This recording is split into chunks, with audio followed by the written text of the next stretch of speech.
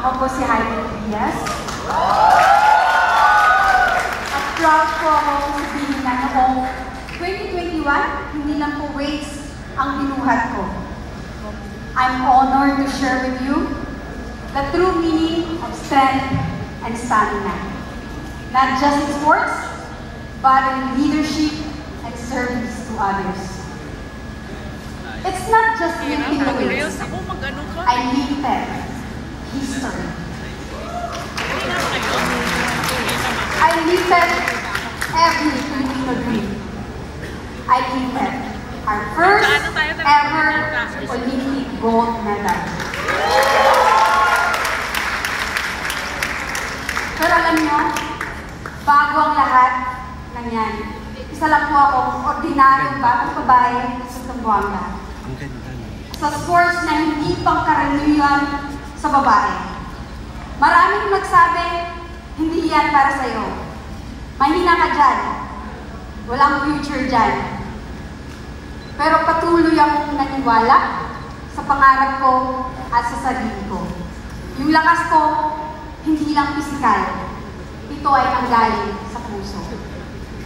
Ito po ay dahil sa determinasyon na hindi sumuko kahit mahirap at minsan mabigat na. At dahil din po sa faith, na kahit anumang subok, kakayanin ko. Dala ko po yan, hindi lang sa kompetisyon, pati na rin sa buhay. Kaya masaya ako at proud na magiging part nitong kape ng Jollibee. Kasi hindi lang ito tungkol sa pagpapanalo ko ng medal or pagpapanalo ng medalya. Ito po ay para sa lahat ng mga Pilipino, lalong-lalo na sa mga Pilipina, na kaya natin maging world class sa kahit anong sports. Ang bida sa lakas, hindi lang bida sa pag-angat ng barbell. Ang bida sa lakas ay ang pagtulong sa kapwa, pagbibigay ng inspirasyon sa mga kabataan, at pagmamahal sa bayan.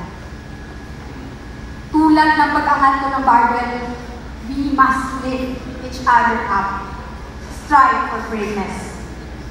Kaya sa mga kabataang babae na nangangarap, whether gusto mong magbuhat, mag-paint, at maglingkod, whatever your passion is, don't let anyone tell you na hindi mo kaya. Ikaw ay malakas at matatag. Ikaw ay karapat-dapat. At capable ka din of making history.